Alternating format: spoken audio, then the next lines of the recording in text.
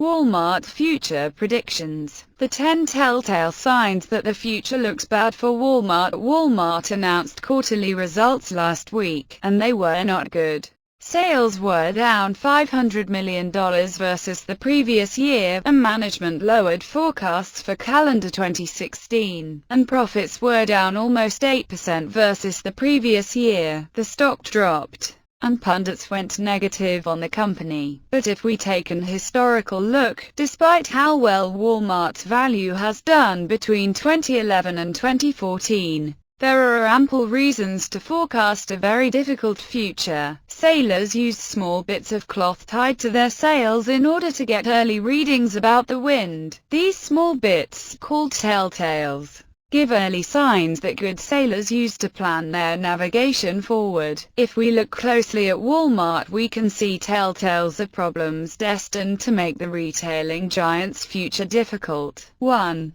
In March 2008, Walmart sued a brain-damaged employee. The employee was brain-damaged by a truck accident. Walmart's insurance paid out $470,000 in healthcare cost. The employee's family sued the trucking company at their own expense, and won a $417,000 verdict for lost future wages, pain and suffering, and future care needs. Then, Walmart decided it would sue the employee to recover the healthcare costs it had previously paid. As remarkable as this seems, it is a great little tale. It demonstrates a company so focused on finding ways to cut costs, and so insensitive to its employees and the plight of its customers, that it loses all common sense. Not to mention the questionable ethics of this action, it at the very least demonstrates blatant disregard for the PR impact of its actions. It shows a company where management feels it is unquestionable, and believe its brand is untouchable. 2. In March 2010, Ad Age ran a column about Walmart being stuck in the middle and effectively becoming the competitive bullseye of retailing, after years of focusing on its success formula. Dollar store competition was starting to undermine it on cost and price at the low end, while better merchandise and store experience pressured Walmart from higher-end competitors that often weren't any more expensive. The telltale sign was of a retailer that had focused on beating up its suppliers for years, cutting them out of almost all margin, without thinking about how it might need to change its business model to grow as competitors chopped up its traditional marketplace. 3. In October 2010, Fortune ran an article profiling then CEO Mike Duke. It described an executive absolutely obsessive about operational minutiae, banana pricing, underwear inventory, cereal displays. There was no detail too small for the CEO. Another telltale of a company single-mindedly focused on execution, to the point of ignoring market shifts created by changing consumer tastes, improvements at competitors, and the rapid growth of online retailing.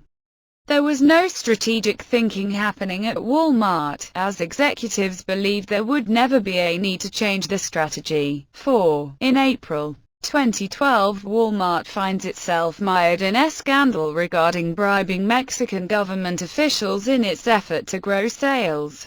Walmart had never been able to convert its success formula into a growing business in any international market, but Mexico was supposedly its breakout. However, we learned the company had been paying bribes to obtain store sites and hold back local competitors. A telltale of a company where pressure to keep defending and extending the old business was so great that very highly placed executives do the unethical, and quite likely the illegal, to make the company look like it is performing better. 5. In July 2014, a Walmart truck driver hits a car, seriously injuring comedian Tracy Morgan and killing his friend. While it could be taken as a single incident, the truth was that the driver had been driving excessive hours and excessive miles, not complying with government-mandated rest periods, in order to meet Walmart distribution needs. This telltale showed how the company was stressed all the way down into the heralded distribution environment to push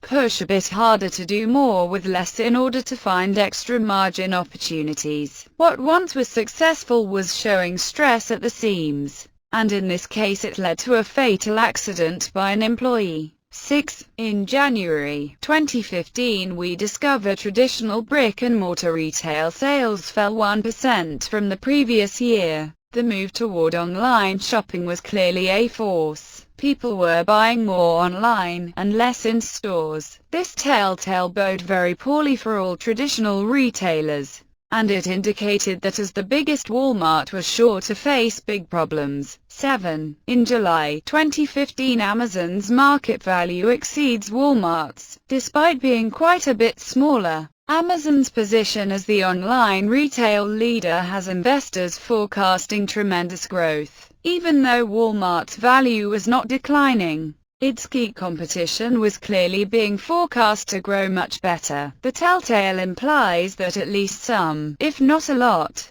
of Amazon's growth was going to eventually come directly from the world's largest traditional retailer. 8. In January 2016 we learned that traditional retail store sales declined in the 2015 holiday season from 2014. This was the second consecutive year, and confirmed the previous year's numbers were the start of a trend. Even more damning was the revelation that Black Friday sales had declined in 2013. 2014 and 2015, strongly confirming the trend away from Black Friday store shopping towards Cybermonday e-commerce, a wicked telltale for the world's largest physical store system. 9. In January 2016 we learned that Walmart is reacting to lower sales by closing 269 stores. No matter what lipstick one would hope to place on this pig, this telltale is an admission that the retail marketplace is shifting online and taking a toll on Walmart's same-store sales. 10. We now know Walmart is in a growth stall.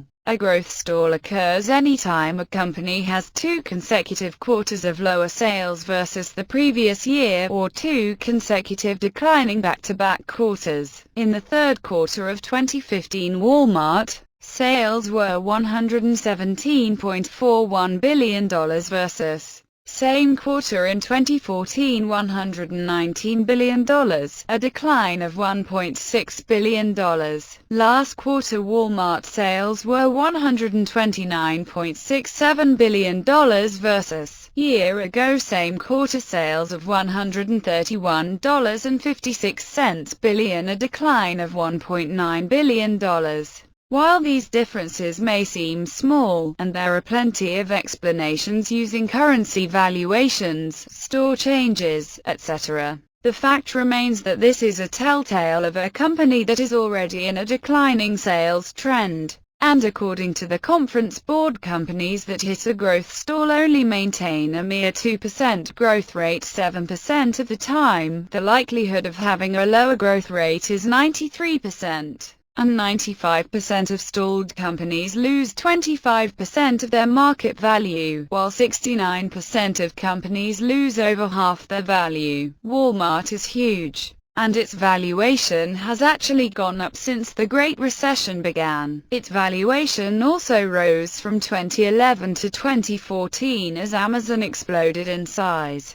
But the telltale signs are of a company very likely on the way downhill. Sponsor this video: www.shoppingsherlock.com. Shop online, save time and money. 1. Sign up for free. 2. Enter a product. 3. Start saving. www.shoppingsherlock.com. Link to the website below the video.